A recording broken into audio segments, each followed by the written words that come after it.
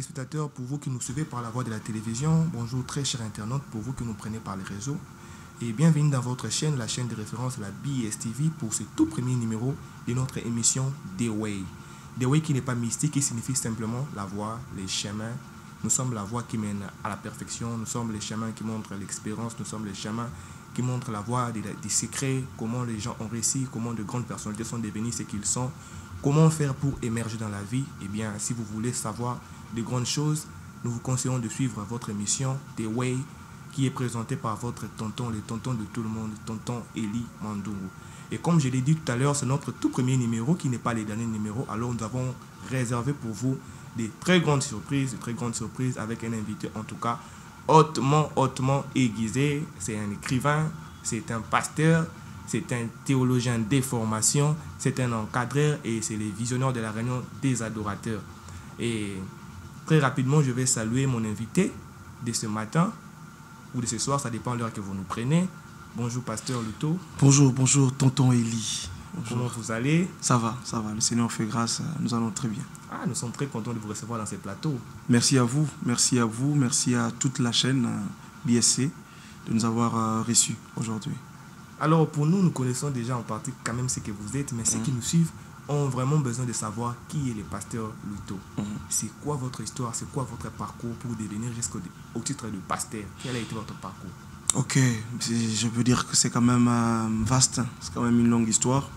Mais ce qu'il faut retenir, c'est qu'un jour, je suis Shadrach Luto, serviteur de Dieu, pasteur, à l'église Je viens bientôt, dont je salue aussi toute l'église. Et tout est parti à l'école, Collège Saint-Esprit, dont je salue aussi les amis. Et c'est là en fait qu'on a compris ce que nous étions. Et plus vite, nous avons donné notre vie au Seigneur. Et depuis lors, on s'est lancé dans les choses de Dieu. Et jusque-là, on continue à servir Dieu. Et on est enfant de Dieu d'abord. Vraiment. En tout cas, comme je viens de le dire, c'est un jeune, mais c'est un jeune en tout cas très aiguisé. C'est un jeune qui a en tout cas boosté beaucoup de jeunes dans l'œuvre de Dieu, qui a vraiment mené les jeunes à servir Dieu, mais servir Dieu avec sérieuxité en tout cas. Et pour ceux qui suivent, ceux qui sont dans la capitale, savent en tout cas que le pasteur Luto, c'est vraiment un jeune en tout cas modèle. Et ce matin, on parlera avec lui d'un sujet hyper important, un sujet en tout cas que tout enfant de Dieu, que toute personne, tout être humain ne peut pas manquer. Cela, nous parlerons de l'appel. De l'appel, un sujet en tout cas extrêmement important. Alors très vite, nous allons dénicher ces sujets pour en savoir un peu plus. Pasteur, comment définissez-vous l'appel? Très bien. Je rappelle que ce sujet est très important, comme vous l'avez dit, parce que dans la ville de Kinshasa, il y a aussi beaucoup d'abus qui entourent justement cette notion d'appel. Alors très vite, le mot appel veut dire tout simplement une convocation solennelle qui vient de la part de l'appelant, qui est justement Dieu, et vis-à-vis de l'appelé, qui sont justement les enfants de Dieu. Donc, ne peut appeler que celui qui a l'autorité. C'est l'autorité supérieure qui appelle ceux qui sont en bas. Voilà. Waouh. En tout cas, j'ai vraiment aimé l'autorité supérieure qui appelle celui qui est en bas. Pasteur, l'appel est-il collectif ou individuel? Alors là, il faudrait dire qu'il y a deux choses très importantes. La première, c'est que l'appel est personnel d'abord. L'appel est individuel. Dieu n'appelle pas collectivement, mais Dieu appelle individuellement. Si vous lisez dans la Bible, vous allez vous rendre compte que, même en parlant de Moïse, par exemple, Dieu l'a appelé. Il y avait le peuple d'Israël qui était en train de souffrir. Ils étaient des esclaves en Égypte. Mais Dieu n'est pas venu appeler tout le monde. Dieu a appelé Moïse. Et c'est par Moïse que le peuple a été libéré. Donc, la première des choses, c'est que Dieu nous appelle d'abord nous-mêmes. Mais la deuxième des choses, c'est que Dieu, quand il nous appelle, il fait participer aussi à d'autres le salut ou en fait la bénédiction que nous avons reçue en recevant cet appel-là. Voilà pourquoi la Bible dit, celui qui reçoit le Seigneur, le salut, quand quelqu'un reçoit le Seigneur Jésus-Christ, le salut, il est sauvé lui, mais il n'est pas sauvé seul. Il est sauvé lui et sa famille. Mais principalement, Dieu nous appelle d'abord seul, mais il fait participer aussi à d'autres selon l'appel que nous avons reçu. Pasteur, pouvons-nous savoir comment a été votre appel? En tout cas, l'appel, aujourd'hui, nous avons beaucoup de gens qui disent « je suis appelé des dieux », je suis appelé, en tout cas, les termes appel devient en tout cas un terme populaire. Tout le monde se réveille un bon matin, Dieu m'a appelé, Dieu m'a appelé, Dieu m'a appelé. Vous, personnellement, comment a été votre appel? Comment vous avez reçu cet appel-là? Vraiment, c'est une très très grande histoire. Je pense que ceux qui sont en train de nous suivre, s'ils se rendent compte, s'ils se rappellent en fait de la RAD et tout ça, du Collège Saint-Esprit, ils pourront quand même peut-être en dire plus. Par la grâce de Dieu, je n'ai jamais oublié, j'étais pécheur comme tout le monde. Je ne connaissais pas le Seigneur. Mais tout est parti un jour alors que j'étais dans ma salle de classe et je réalisais en fait combien le Seigneur m'appelait. Et pendant les vacances, justement, je me battais avec ça. Ce qui faisait que les autres étaient dans autre chose. Mais moi, 3 fois dans le taxi, il y a des messagers, des évangélistes qui prêchaient. Mais c'était quasiment le même sujet, mais avec 2 jours différents. C'est comme ça que, juste après, je me suis rendu compte que ça, ce n'était pas un hasard, mais plutôt c'était un signe d'appel qui me concernait. Mais comme tout jeune, j'ai dit non, ce n'est pas encore mon temps, je vais encore faire autre chose et tout. Mais c'est quand nous avons repris avec le cours, je me rappelle, j'étais en 4e des humanités, c'est là que ça résonnait dans mon intérieur. On peut être là en train d'enseigner, mais tu sens qu'à l'intérieur de toi, il y a quelque chose qui se passe. Et plus vite, j'ai donné ma vie au Seigneur. Et voilà, c'est comme ça que je me suis lancé depuis. Et depuis lors, je ne regrette pas. Je regrette pas. Et c'était facile pour vous d'accepter les seigneurs comme ça. Et je me souviens que l'école Saint-Esprit, si je ne me trompe pas, c'est une école catholique en tout cas. Exactement. Et avec des abbés qui dirigent, c'était facile pour vous de répondre à l'appel du Seigneur, ou ça a été en tout cas un combat d'abord? Tonton Eli, tout appel cache beaucoup de réalités. Tout appel cache de choses que vous devez laisser, de choses qui vous feront très mal, que vous devez abandonner. Parce qu'au fait, quand Dieu vous appelle, il veut que vous soyez d'abord pour lui, que vous vivez d'abord pour lui. Vous voyez. C'est comme ça qu'il y a, je crois qu'on en parlera, il y a 2 types d'appels très importants dans la Bible. Je pense qu'on va y arriver. Il y a d'abord l'appel au salut, et puis il y a l'appel au ministère. Et très souvent, les gens confondent les 2 appels. On veut directement l'appel au ministère, en oubliant que premièrement, il y a l'appel au salut. Lorsqu'on parle des disciples, Jésus, quand il appelait les disciples, il y a 2 termes que la Bible utilise. Premièrement, il les a appelés pour être avec lui d'abord. Et deuxièmement, il les a envoyés. D'abord, Dieu, quand il vous appelle, il veut d'abord que vous soyez là pour lui d'abord. Et vivre pour Dieu ou être là pour Dieu, et explique ou encore met en exergue justement les choses que vous devez abandonner. Parce que Dieu, sa nature est une nature sainte. Quand vous venez vers lui, vous devez nécessairement vous débarrasser de tout ce qui ne rejoint pas sa nature. C'est comme ça que beaucoup de gens ont du mal à avancer avec Dieu, parce qu'il a reçu certainement l'appel, mais ce qu'il est justement ne correspond pas avec ce que Dieu est. Dieu est saint premièrement. Et pour ça, il faut donc que vous puissiez accepter d'abandonner certaines choses. Et pour moi, c'était difficile, je vous avoue. Et j'ai pleuré parce que j'étais aussi, je me rappelle, je n'ai pas honte de le dire, à l'époque, j'avais même une copine aussi. Mais quand Dieu m'a appelé, il fallait laisser ça pour vivre pour Dieu. Et ça, vous savez que ce n'était pas facile, mais il fallait abandonner tout ça. J'étais jeune comme tout le monde. J'avais aussi des désirs. Je me rappelle au jour où j'ai joué très bien au football. Mais quand j'ai senti que c'était le temps de servir Dieu, Dieu me voulait à temps plein dans son service et vraiment à vivre pour lui. Et ce n'était pas facile. En parlant des sortes d'appels, en tout cas, je pense que nos téléspectateurs et les internautes, en tout cas, sont curieux de savoir, y a-t-il combien de sortes d'appels? Ok. Comme je l'ai dit tout à l'heure, il y a 2 types d'appels. Le premier type d'appel, c'est l'appel au salut. Okay. Ce n'est pas à confondre avec l'appel au ministère. C'est le tout premier appel que nous recevons tous ensemble ici. Que ce soit pasteur, que ce soit les évangélistes, les docteurs, bref, tous les 5 ministères. Avant de répondre d'abord à l'appel au ministère, on répond d'abord à l'appel au salut. Vous savez, l'une des choses qui fait en sorte qu'aujourd'hui, on a aussi beaucoup d'abus dans les choses de Dieu. On a beaucoup de choses qui se passent, beaucoup de réalités, des fois qui laissent à désirer. C'est parce que plusieurs personnes ont répondu à l'appel au ministère très vite, en oubliant qu'ils devaient passer d'abord par l'appel au salut. Dieu veut d'abord que tu sois sauvé, que toi-même tu sois sauvé, afin que tu puisses avoir la capacité d'aller sauver aussi les autres. Ok. Si vous n'êtes pas sauvé, vous aurez du mal aussi à aller sauver les autres. C'est là que nous avons des gens qui viennent, qui prétendent avoir l'appel de Dieu parce qu'ils prêchent, parce qu'ils modèrent, mais en soi, ils ne sont pas d'abord enfants de Dieu. En fait, l'appel au salut vous donne la capacité ou le titre d'enfant de Dieu. Et l'appel au ministère vous donne le rôle justement de ministre de Dieu. Wow. Et ça, c'est il ne fort. faudrait pas confondre ça. Ça, en tout cas, c'est fort, c'est Ouais. fort, c'est fort. Ça nous donne la qualité d'être enfant de Dieu. Très bien. Et l'appel au ministère donne le rôle. En tout cas, c'est vraiment en tout cas très très fort. Et c'est pourquoi j'aime le pasteur Loto, parce que c'était vraiment un homme, comme je l'ai dit au début, un homme en tout cas très très aiguisé. Gloire à Pasteur, j'aimerais bien savoir, y a-t-il un temps fixe pour quitter de l'appel, pour évoluer en fait, j'aimerais dire pour évoluer de l'appel au salut à l'appel au ministère, Ok. ou ça s'est fait simultanément? Ça, c'est une très bonne question. Et là, j'aimerais vous le dire, même pour ceux qui sont en train de nous suivre au travers de cette chaîne prestigieuse, il y a un temps. Il y a un temps. En fait, Dieu n'envoie pas celui qui n'est pas préparé. Ok. Dieu prépare celui qu'il envoie. Voilà pourquoi même quand il appelait Moïse, il a pris du temps avant que Moïse puisse aller vers Pharaon. Il fallait qu'il y ait beaucoup de temps. On parle plus ou moins de 40 ans comme ça, que Dieu était en train de préparer Moïse. Indirectement, sans le savoir, mais Dieu le préparait jusqu'à ce qu'il a appelé. Il dit, ok, je te donne la mission, va libérer mon peuple, va rencontrer Pharaon et tu lui diras ça.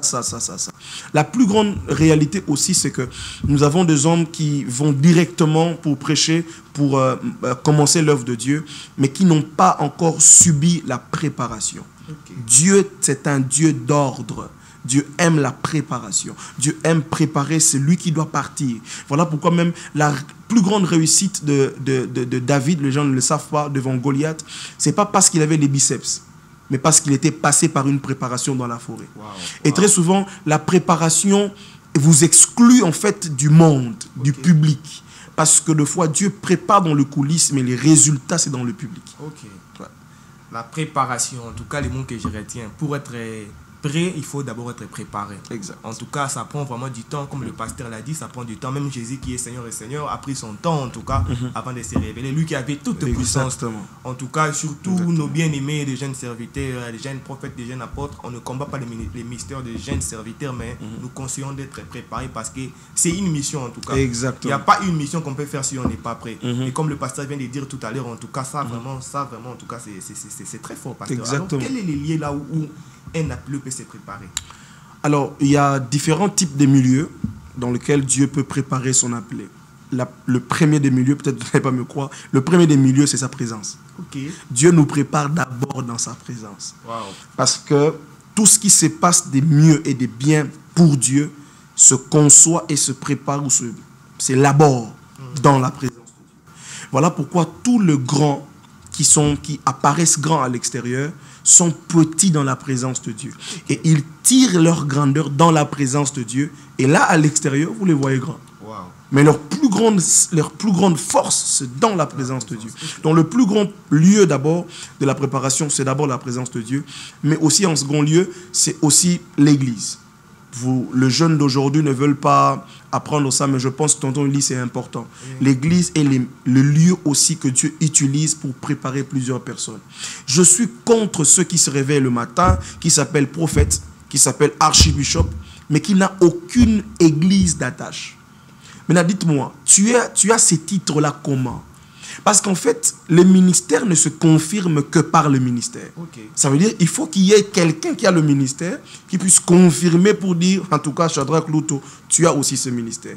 Nous sommes dans les assemblées de Dieu, excusez-moi, mais il y a cet ordre-là, cette logique-là. C'est-à-dire que tu ne peux pas avoir les titres, parce que être pasteur, je ne sais pas moi, évangéliste, ce ne sont que des titres. Mais pour que ces titres-là te soient octroyés, il faut aussi qu'il y ait des gens qui ont ce titre-là, qui ont marché avec le Seigneur, qui puissent reconnaître que réellement cette personne ici a ce ministère-là. Wow. Et donc, il faut accepter aussi de passer par l'église, être assis. Ça prendra peut-être 5 ans, ça prendra 10 ans. Il y a d'autres, peut-être ça prendra 1 année aussi. Mais Dieu fait les choses de sa manière. Mais je pense qu'en étant dans l'église, nous apprenons non seulement de Dieu, mais nous apprenons aussi des pères que Dieu a mis au-dessus de nous. Et ça construit notre intimité, ça construit même notre personnalité aussi. pasteur, y a-t-il des clauses quand Dieu t'appelle? Y a-t-il des clauses particulières que Dieu fait avec quelqu'un après avoir l'appelé? Et ou soit c'est juste parce qu'aujourd'hui on assiste à Dieu m'a dit, Dieu m'a appelé. Et si tu demandes à quelqu'un, Dieu t'a appelé, comment? Il n'y a pas une manière spécifique. Y a-t-il une manière spécifique dont Dieu appelle quelqu'un? C'est vrai, il y a de clauses, parce que Dieu ne peut pas t'appeler sans pour autant t'avoir révélé quelque chose, t'avoir dit des choses ou des secrets qui sont propres à toi. Je reviens beaucoup plus dans l'exemple de Moïse dans Exode chapitre 3 parce que je pense que là, il y a beaucoup de secrets en termes d'appel. Dieu appelle Moïse. Avant que Moïse vienne devant le Pharaon, devant le peuple d'Israël, Dieu a pris soin de lui donner des clauses de l'appel. Il dit, voilà, tu iras, voilà le secret que je te donne. Il dit, tu as quoi dans la main? Il dit, j'ai un bâton, prends le bâton, fais ceci. Prends ta main, mets dans la poitrine et tu sors, ça devient la lèpre. Ce sont des clauses justement que Dieu a données à Moïse comme étant serviteur de Dieu qui était appelé par le Seigneur. Il y a toujours de clauses. Et des fois, dans le clause, il y a aussi ce qu'on appelle des interdits. Quand Dieu vous appelle, Papa Élie, il te met justement des interdits. Il dit, tout le monde peut boire l'alcool, tout le monde peut faire c'est cela, mais toi, tu ne le feras pas. Okay. Quand il appelle Samson, il dit à sa mère, Samson, c'est un enfant comme tout le monde, mais c'est un enfant particulier parce qu'il a reçu quelque chose de ma part. Alors pour lui, il ne prendra ni liqueur forte, il ne prendra pas ceci, le rasoir ne passera même pas sur sa tête. Donc, dans chaque clause de l'appel, il y a des interdits propres et qui revient justement à cet appel-là. Waouh. En tout cas, par rapport à ce que les pasteurs viennent de dire, on peut conclure qu'il n'y a pas d'appel sans clause. Non. En tout cas, tout appel doit avoir une clause. Exact. Si tu nous dis que Dieu t'a appelé, je dois nous dire qu'est-ce que Dieu t'a dit pendant l'appel. Et ça a été de même pour Samson. Quand Dieu a choisi Samson, il y avait des clauses pour lui, comme vient de le dire le pasteur plutôt. Pasteur, alors, comment reconnaître la voix de Dieu? Comment reconnaître l'appel de Dieu? En tout cas, il y a beaucoup de gens qui se disent, ils ont besoin d'entendre que Dieu l'appelle. Il y a des gens qui se disent, j'ai besoin d'entendre la voix de Dieu dans ma vie. Il y a des gens qui se disent, en tout cas, moi, depuis que j'ai pris, ça fait 30 ans, ça fait 40 ans, ça fait 20 ans, mais je n'ai jamais entendu la voix de Dieu. En tout cas, comment reconnaître la voix de Dieu? Y a-t-il des astuces pour comprendre et pour reconnaître facilement la voix de Dieu ou l'appel de Dieu? Ok. Que le Saint-Esprit m'aide par rapport à cette question et que je sois vraiment assez pratique. Première des choses, Dieu ne vous appelle pas avec une voix qui soit comme nous l'entendons. Parce que des fois, la perception de la voix de Dieu diffère justement par rapport à nous. Nous disons, je veux, quand je serai en train de dormir, que j'entende une voix vraiment d'une manière audible comme ça, que ça crie, Shadrach, Élie, je t'appelle au ministre. Des fois, ce n'est pas ça. La Bible dit, Dieu parle tantôt d'une manière, tantôt d'une autre. Ça veut dire que Dieu peut se révéler à toi pour te confirmer ton appel, mais au travers peut-être d'une conviction intérieure. Comme moi, par exemple, ce n'était pas une prophétie comme ça, mais c'est parce qu'à l'intérieur de moi, j'ai senti que Dieu était en train de m'appeler. Ça, c'est la première des choses. Mais la deuxième des choses aussi, il faut que Dieu passe, ou Dieu peut passer aussi par une autre personne extérieure pour te confirmer ton appel. C'est ici l'importance d'avoir un père spirituel, d'avoir un coach spirituel, parce que ce sont aussi ces personnes-là, par ces personnes-là que Dieu passe pour nous dire des choses. Dieu peut passer par ton père spirituel pour dire je te vois servir Dieu. Ça, c'est une confirmation de ce que peut-être toi-même tu as déjà ressenti aussi dans ton cœur. Donc, il y a plusieurs manières comme ça que Dieu utilise pour nous dire. Mais au-delà de tout, il faut être sensible à la voix de Dieu. La plus grande erreur que les gens commettent aussi aujourd'hui, c'est de se dire « J'attends mon temps, j'attends que quelqu'un vienne me dire ça. » Or de foi, Dieu peut passer par des soupirs inexprimables. Okay. Tu nous vois d'une manière intérieure. Tu dors, tu te réveilles, tu es en train de marcher et tout ça, mais tu te rends compte qu'il y a une voix intérieure qui te dit « C'est le temps que tu dois servir Dieu. » Et si tu n'es pas sensible à la voix de Dieu, tu risques de te dire, c'est encore le temps pour moi de faire autre chose. Donc, j'appelle ici les enfants de Dieu à être beaucoup plus sensibles par rapport à la manière dont Dieu se révèle à eux. Parce que Dieu ne se révèle pas à nous tous de la même manière. Voilà. Pasteur, en parlant de ça, j'aimerais vraiment savoir, y a-t-il une manière en tout cas spécifique dont un appelé doit marcher? Parce qu'aujourd'hui, en tout cas, il n'y a pas de différence. Entre ceux qui se disent serviteurs de Dieu et ceux qui se disent qu'ils ne le sont pas. En tout cas, avant, moi, je savais qu'avant, les gens qui venaient dans le monde venaient pour venir à nous, pour que nous devenions leur modèle. Exact. Mais aujourd'hui, c'est eux qui deviennent nos modèles. C'est nous qui nous commençons à nous conformer par rapport à eux. En tout cas, c'est qu'on voyait à l'époque, même dans la musique profane, c'est ce que les musiciens chrétiens commencent à faire. C'est qu'on voyait à l'époque, c'est les païens faisaient, c'est ce que le pasteur commence à faire. Donc maintenant, là, un appelé de Dieu, y a-t-il une manière spécifique pour lui de marcher, ou soit un appelé, après avoir reçu l'appel, on peut faire ce qu'on veut, on peut marcher? Quelle est la marche d'un appelé de Dieu en tout cas? Très bien. C'est une très bonne question. Vous savez, quand Dieu vous appelle, au fait, Dieu, j'aime ce que je veux dire, Dieu fait de vous un ambassadeur du ciel sur la terre. Okay. Alors, un représentant du ciel sur la terre doit avoir aussi un mode de vie qui ressemble justement au ciel et non à la terre. Okay. Voilà pourquoi nous sommes, la Bible dit, nous sommes dans ce monde, mais nous ne sommes pas de ce monde. Tout celui qui se dit être appelé de Dieu, mais qui vit selon le système du monde, c'est qu'il doit revoir encore son appel. Okay. Parce que Dieu ne peut pas s'investir en quelqu'un et cet investissement devient une perte ou encore une honte pour l'Église ou pour les hommes. Non. Dieu, quand il vous appelle, il s'investit en vous pour que vous deveniez justement, une représentation de lui sur la terre. Et ça implique justement une manière de vivre qui doit correspondre à la nature de votre appel. J'en appelle aux enfants de Dieu, j'en appelle aux serviteurs de Dieu, jeunes comme vieux. Nous sommes des représentants de Dieu. On ne peut pas trouver les choses du monde en nous. Non, non, non, non, non. Nous sommes là pas pour devenir ou encore participer au fonctionnement du système du monde, mais nous sommes là pour rendre différents ces systèmes-là. Okay. C'est-à-dire quand on voit le système et qu'on nous voit, on dit non, non, non, non, non. En tout cas, il y a une différence. Alors, chaque appelé doit vivre conformément à l'appelant. Okay. Ouais. Et si Dieu est saint, je dois aussi être saint.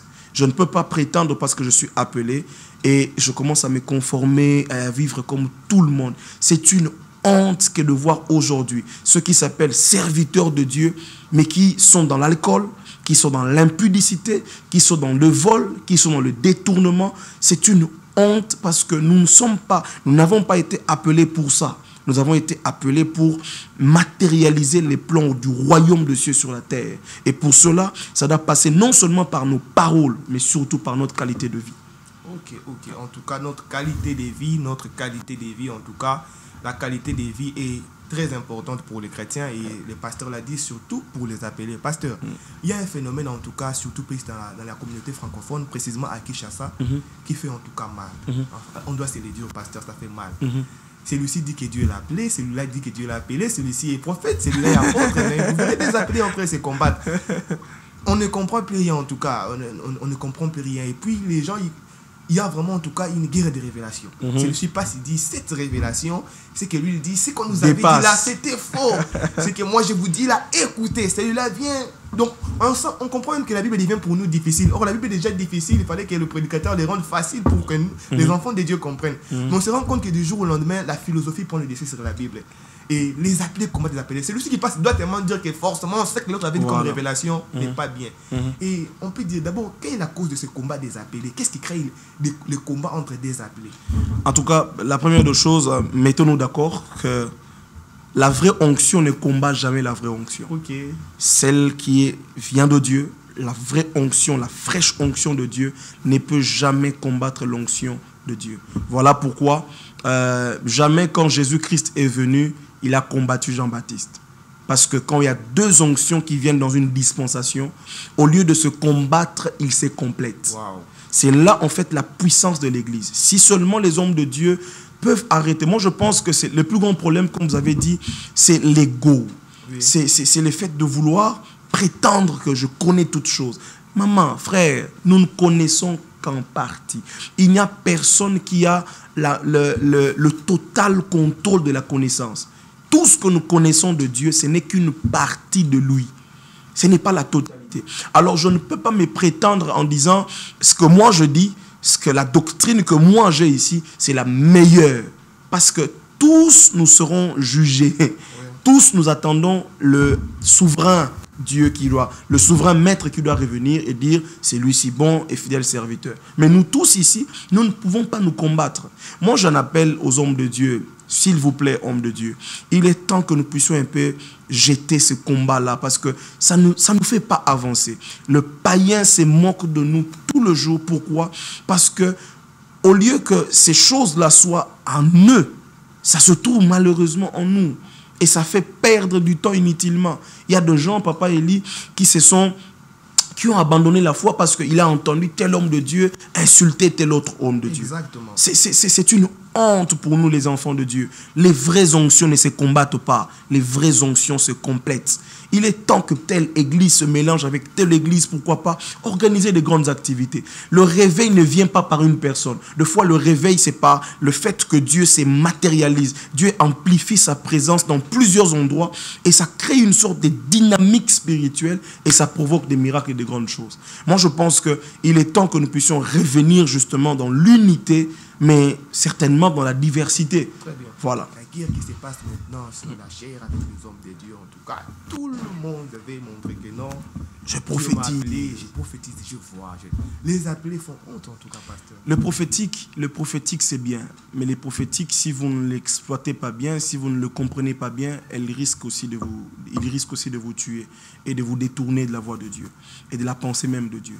Les gens pensent que quand on dit prophétiser, c'est seulement venir donner le numéro de téléphone. J'ai aimé, je pense, le prophète Joël Francis, je pense, ou Joe Grace, comme ça, le prophète Joe Grace était en train de parler une fois. Il dit, la prophétie n'est pas seulement donner le numéro de téléphone. La prophétie veut dire tout simplement dire ce que Dieu dit en ce moment-là. Okay. Et dire ce qui va arriver dans le temps. Prophétiser veut dire donner la pensée de Dieu par rapport à vous, mais dans le temps. Ce qui arrivera dans la suite de temps. C'est ça la prophétie. Alors ça, ce n'est pas une démonstration, ce n'est pas une preuve de talent pour montrer ce que l'on est. La prophétie, si c'est réellement ce que Dieu dit, alors arrêtons-nous dans ça. Si je pense qu'en ce moment ici, Dieu dit, Papa Élie, il y a des choses qu'il fera pour toi dans 2 ans, je m'arrête exactement là. Mais ce n'est pas que je dois impressionner pour dire donne-moi le numéro de ton téléphone. Je donne le numéro de ton téléphone. Je te dis même que tu n'as pas de fiancé, mais je donne le nom de ta fiancée et tout ça. Ça, c'est la jeunesse. Vraiment.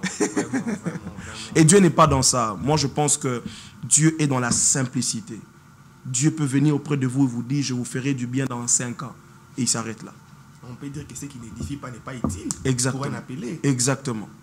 Donc, exactement. Ce qui n'édifie pas n'est pas utile. Mais malheureusement, aujourd'hui aussi, nous avons des gens qui préfèrent beaucoup plus ce qui n'édifie pas. Ils préfèrent beaucoup plus ce qui donne l'impression d'être à la mode. Okay. Non. Dieu est vraiment, j'insiste, dans la simplicité. Regardez nos pères qui ont prêché et tout ça, qui ont prophétisé, mais dans une simplicité hors pair. Mais il y avait une démonstration de la puissance de Dieu. Les âmes étaient sauvées. Il y avait des malades qui étaient guéris. Mais ils étaient dans une simplicité hors pair. Mais aujourd'hui, parce qu'il y a Internet, on veut à tout prix, à peine j'ai commencé à prêcher, on m'a laissé la chair à l'église, et à peine je commence à faire des lives sur TikTok parce que je suis en train de voir. Non, frère. Et des fois, la personne qui dit je suis en train de voir là, lui-même, là, il ne sait pas encore ce qu'il est jusque-là. Vraiment. Parce qu'il est toujours dans l'impudicité, il est toujours dans les mauvaises choses et tout ça. Donc, je pense que toute prophétie doit ramener le cœur des enfants vers le Père. Okay. Ça, c'est la bonne prophétie et ça, c'est la volonté de Dieu. Waouh. En tout cas, vous êtes témoin avec moi que c'est chaud sur ce plateau, en tout cas. Dewey, en tout cas, c'est vraiment la voie pour vous aiguiser et pour vous remplir de sagesse. Pasteur, comment pouvons-nous reconnaître, parce qu'aujourd'hui, en tout cas, il y a beaucoup de confusion. Hein. Ouais. Il y a vraiment beaucoup de confusion sur la vie. Là, on doit se le dire. En tout cas, il y a tellement de confusion. En tout cas, il y a plus de 10 000 églises. Nous ne parlons pas de la prolifération des églises, parce que la Bible dit qu'il y aura des églises. Multiplication, multipliez-vous jusqu'aux extrémités de la terre. Nous parlons plutôt de la multiplication. Au lieu d'utiliser les termes de la prolifération, parce que la multiplication est biblique. Alors, pasteur, comment pouvons-nous reconnaître ceux qui vous suivent là, ceux qui sont des faibles spirituellement, ceux qui n'ont jamais reconnu le Seigneur, ceux qui veulent aller dans des églises? Oui, on ne pose pas aux gens les choix des églises ou les choix du pasteur, mais comment pouvons-nous reconnaître, comment un enfant de Dieu, quels sont les signes qui peuvent reconnaître que celui-ci est un appelé de Dieu ou pas? Quels sont les signes clairs? Alors, c'est une très bonne question. On ne reconnaît pas un appelé de Dieu sur base de ses prophéties. On ne reconnaît pas un appelé de Dieu sur base même de démonstration de la puissance de Dieu. Parce que, vous savez, le diable, c'est un imitateur. Okay. Il n'est pas l'original, mais il est un imitateur. C'est-à-dire que tout ce que Dieu fait, le diable peut l'imiter aussi. Mais il y a une chose que le diable n'imitera jamais, c'est la nature de la sainteté de Dieu. Okay. Wow. Alors, on ne reconnaît pas un homme de Dieu sur base de ça, mais on reconnaît d'abord un appelé de Dieu sur base de sa qualité de vie. Okay. Vous voyez, la sémence de vie en l'intérieur d'un homme de Dieu fait en sorte que tout ce qu'il est, sa personne, correspond justement à la personne et la nature de Dieu. Wow. Donc, si tu veux reconnaître que cette église est réellement de Dieu, cet homme est réellement de Dieu, regarde-le beaucoup plus dans l'angle de sa vie au quotidien. Comment est-ce qu'il vit? Comment est-ce qu'il fait les choses? Quel est le nom qu'il cite et quelle est la vie qu'il mène par rapport à ces noms-là? Ça, c'est la toute première chose si vous voulez reconnaître un homme de Dieu, s'il est réellement authentique et qui vient de Dieu. Mais la deuxième chose aussi, c'est en rapport avec les messages, la parole qui sort de l'homme de Dieu. Vous savez, lorsque Dieu vous appelle, il vous donne un message.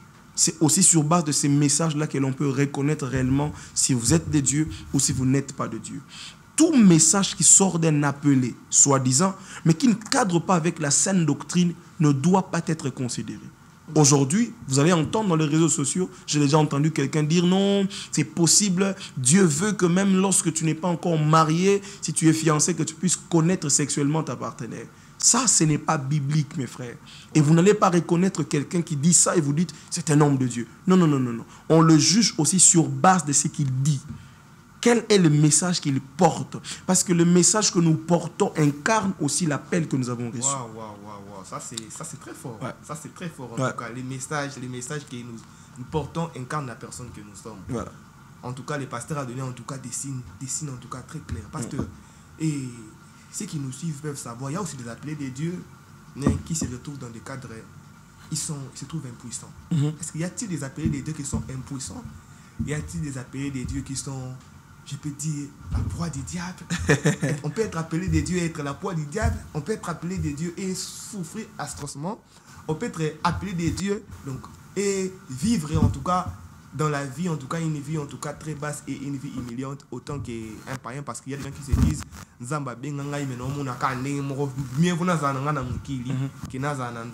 et pour ça vous dites quoi, pasteur? Vous n'allez peut-être pas me croire, mais je vous dirais oui. Il arrive que des fois ceux que Dieu a appelés traversent de temps assez difficiles, assez sombres. Ce n'est pas pour la finalité, ce n'est pas pour montrer que Dieu est impuissant. Non, non, non. La Bible dit tout concourt au bien de ceux qui aiment Dieu. Ça veut dire que ceux qui aiment Dieu, Dieu peut accepter de le faire passer par des zones d'ombre. Voyez-vous? Et ce n'est pas que Dieu vous abandonne. Ce n'est pas un abandon de la part de Dieu. Ce n'est pas que Dieu ne vous connaît pas. Non, non, non. Mais des fois, parce que Dieu vous aime, il peut vouloir vous enseigner quelque chose, mais au travers de l'humiliation. Il peut vouloir vous enseigner quelque chose au travers justement d'une souffrance atroce. Ce n'est pas pour rien que Jésus-Christ a reçu le nom qui est au-dessus de tout le nom. Mais pour qu'il reçoive ce nom au-dessus de tout le nom, il fallait qu'il passe par la croix. Et de fois, la croix, c'est la manière de Dieu de vous tailler, de vous donner une autre compréhension de choses de Dieu, afin que lorsque vous tenez devant tout le monde, que vous savez exactement qu'est-ce que vous dites au peuple de Dieu. Donc, le malheur atteint souvent le juste, mais, c'est que j'aime, l'Éternel l'en délivre toujours. Alors, j'aimerais dire à un appelé ici, tu peux traverser des temps difficiles. C'est là, c'est simplement un enseignement de Dieu. Tôt ou tard, Dieu montrera à tout le monde que réellement il t'a appelé. Vous savez ce qui est bien avec Dieu? Dieu, quand il vous appelle, des fois, il n'y a pas besoin d'aller faire de campagne auprès des hommes. Okay. Mais il va leur parler au travers de ce qu'il fera pour vous. Wow. Donc ça peut faire que vous traversez des temps difficiles, vous manquez de tout. Mais le jour où Dieu vous bénira avec beaucoup, les gens diront, cet homme, c'est un appelé de Dieu. On l'a vu souffrir, mais regardez maintenant comment est-ce que Dieu l'a élevé. J'aimerais dire à un David, tu es peut-être à la forêt, dans la liste de tes parents, on ne te compte pas aussi. Mais le jour où la faveur de Dieu se manifestera, autant convenu, autant prévu par Dieu, il démontrera à tout le monde que je t'avais choisi depuis que tu étais à la forêt.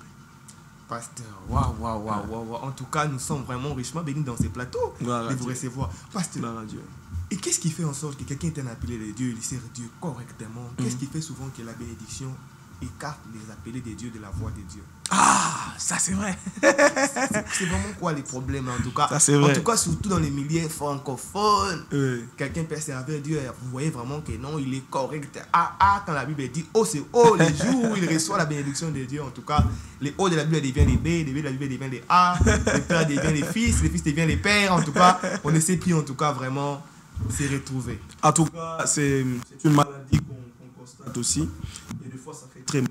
Et je pense que si ça nous fait mal, ça fait mal aussi à Dieu. Parce que Dieu ne peut pas gaspiller quelque chose de précieux comme ça. Et Dieu ne gaspille jamais son investissement.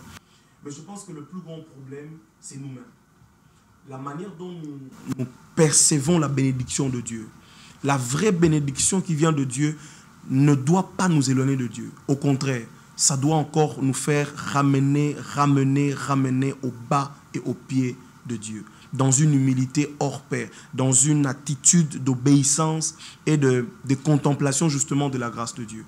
Alors toute bénédiction qui commence à faire éclater ou en fait épargner, amener quelqu'un loin des choses de Dieu, c'est que cette bénédiction-là doit être revue en tout cas. Parce que ce qui vient de Dieu ne doit pas nous écarter de Dieu, mais doit obligatoirement nous ramener au pied de Dieu. Le plus grand problème, comme je l'ai dit, c'est nous-mêmes. Comment est-ce que nous percevons cela? Qu'est-ce que nous voyons quand Dieu nous bénit? La plus grande chose aussi, quand quelqu'un est béni, il dit dans le ministère, quand il a commencé, il avait 5 membres, il avait 10. Mais à un moment donné, quand Dieu commence à lui donner 1000 membres, il se dit, c'est que Nazamutu Nanzambe. J'ai vraiment l'onction de Dieu. Alors je ne peux pas jeûner, je ne peux plus jeûner. Je peux même sortir avec des protocoles, ça ne fera rien. Je suis l'homme de Dieu et tout ça. Des fois, quand la bénédiction vient et que nous changeons des bases qui nous a amenés dans la bénédiction, alors ça nous fait tomber aussi. C'est-à-dire ce qui nous a amenés dans l'élévation doit aussi nous faire maintenir dans cette élévation. Si c'est la prière qui t'a conduit dans l'élévation, garde-toi dans la prière même en étant élevé. Si c'est la sainteté qui t'a aussi conduit dans l'élévation, même en étant élevé, garde-toi dans la sainteté. Donc de fois, nous abandonnons les bases, les moyens par lesquels Dieu nous a pris de bas vers le haut. C'est comme ça que quelqu'un était en bas, il craignait Dieu, et quand il est élevé, il dit non, je change un peu. Ça te ramènera encore vers le bas. Pasteur Luto, vraiment, en tout cas, ça nous fait du bien. Il a dit la bénédiction, la chose qui t'a amené dans la bénédiction doit te maintenir dans cette bénédiction. Ça, en tout cas, c'est vraiment très important. Oh, pasteur, vous êtes formidable. Gloire à Dieu. Pasteur, nous voulons maintenant savoir, nous sommes en tout cas surexcités de savoir, après avoir entendu l'appel de Dieu, que devons-nous faire? Parce qu'il y a des gens qui entendent l'appel de Dieu, mais qui ne savent pas quoi faire. Que devons-nous faire après avoir entendu l'appel de Dieu? Très bien. Après avoir entendu l'appel de Dieu, la plus grande chose à faire, c'est de s'élever et de vivre selon l'appel que vous avez reçu.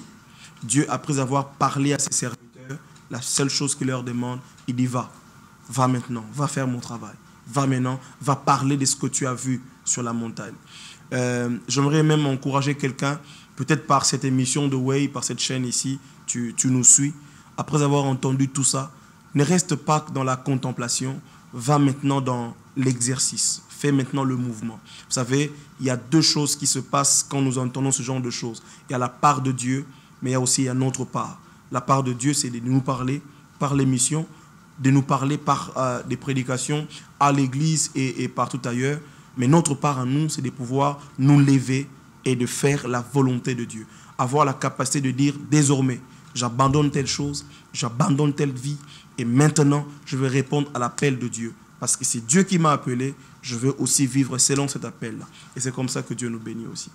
En tout cas, la chose à faire, c'est de se lever et de répondre à l'appel de Dieu. Le pasteur, en tout cas, était très clair. Je vous rappelle que c'est le pasteur de l'église JVB, Jésus vient bientôt, qui se trouve à Lemba, et lui, il dirige la paroisse de Mongafula.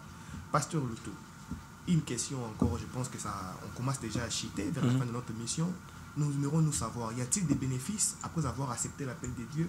Quels sont les bénéfices? Quels sont les inconvénients? Très bien. La première bénédiction, Papa Eli, que nous avons, frère, quand nous recevons l'appel de Dieu, oh mon Dieu, que ce soit l'appel au salut, que ce soit l'appel au ministère, le tout premier bénéfice que nous avons, c'est que nous bénéficions de la présence, la totale présence de Dieu. Wow. Ça, c'est la merveilleuse bénédiction que nous recevons. Premièrement, Dieu dit, je serai avec toi.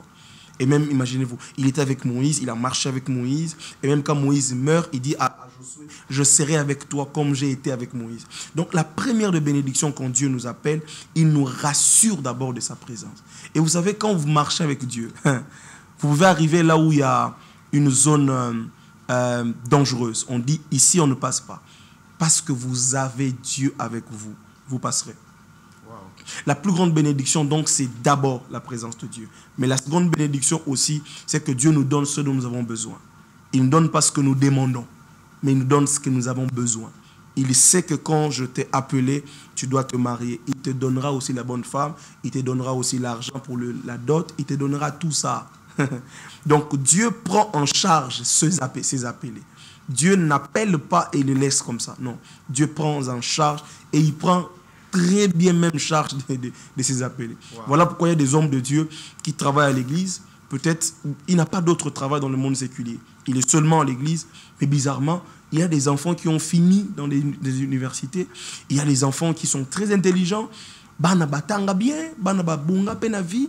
Mais papa, tu fais quoi dans la vie? Non, je suis seulement enfant de Dieu, je suis seulement serviteur de Dieu. Parce que quand Dieu appelle, il se rassure aussi de vous donner tout ce qui est nécessaire pour vous. Y a-t-il aussi des inconvénients?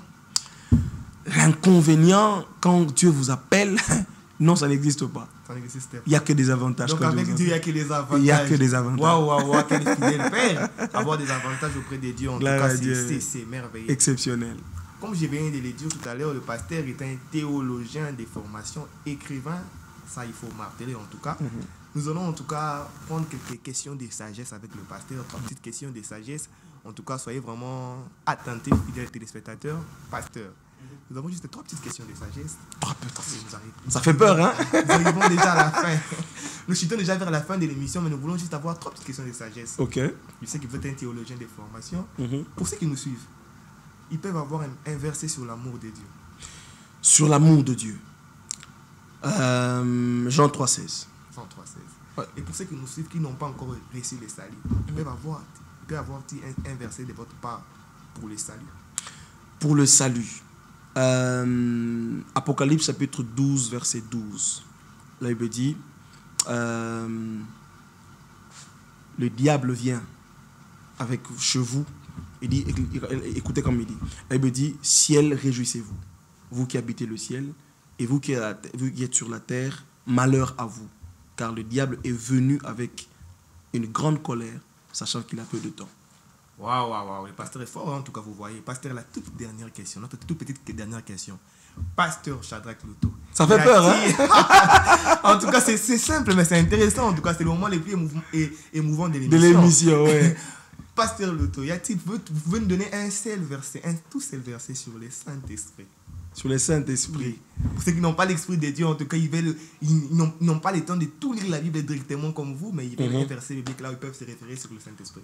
Un seul verset biblique. Je pense c'est, je dirais Jean chapitre 4, verset 23. Je pense, la Bible dit, Dieu est esprit, il faut que ceux qui l'adorent en esprit et en vérité. Si nous devons adorer Dieu en esprit, donc nous devons avoir le Saint-Esprit. Parce que c'est par le Saint-Esprit que nous arrivons à adorer Dieu qui est esprit. Waouh. En tout cas, très chers fidèles téléspectateurs, nous sommes vraiment à la fin de cette émission. Vous avez vraiment vu comment le pasteur a très bien défendu du début jusqu'à la fin. Et le pasteur a un livre. Je pense que la caméra va nous aider à nous montrer le livre. Le livre est là. Les thèmes mythes ou réalité. Ça, en tout cas, c'est le tome 2. En tout cas, il y a aussi la première partie. Je pense que le caméraman va nous aider à apprendre ça un peu de plus près. Le livre du pasteur Shadrach Loto, si vous voulez vous en procurer. En tout cas, il suffit juste le pasteur va donner son numéro et son adresse pour ceux qui ont besoin de les joindre. Pasteur, comment pouvons-nous vous joindre?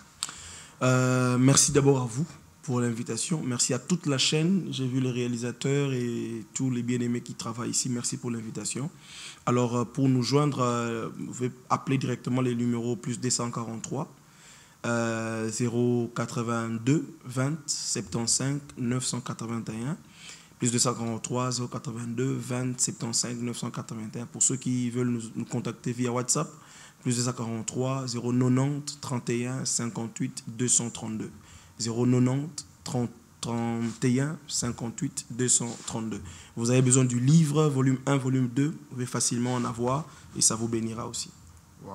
Il est aussi le DG de Amen Service. En tout cas, pour vos questions de voyage, les enfants de Dieu, on vous a beaucoup escroqué. En tout cas, le pasteur n'est pas seulement pasteur. Pasteur Baïba Amabonza. Mais heureusement, notre pasteur Loto est un DG d'une agence Amen Service. Vous qui avez besoin de voyager à l'étranger, avec toute assurance, en tout cas, je peux vous le rassurer, nous avons des témoignages palpables. Vous pouvez voyager avec toute assurance. En tout cas, n'hésitez pas à appeler les numéros du pasteur. Il va vous orienter de A à Z. Vous venez seulement, il va vous orienter. L'agence se trouve à Lemba, je pense que le boulevard Salongo, Amen Service. Et les pasteurs font des démarches pour ceux qui veulent aller aux États-Unis, en Europe. Et par-ci, par-là, le pasteur est disposé. Il y a toute une équipe et il est le DG de l'agence Amen Service. Pour ma part, c'était tonton Eli à la présentation. En tout cas, je vous salue encore et merci de m'amener chez vous sans effort et ni transit, d'être dans vos chambres, dans vos télévisions, dans vos chambres à coucher, partout, dans vos radios, dans vos téléphones. Et je salue aussi tous ceux qui me suivent, mes associés, Benjamin Mondungu, je te salue. Maman Priscille Mondungu, je vous salue. Je salue la base des Jeunes Lions, je salue toute la famille Sentinelle et je salue tous qui sont en train de me suivre. Je vous salue en tout cas. Merci d'être avec nous et on se retrouve au prochain numéro, le dimanche prochain à la même heure. Merci à tous.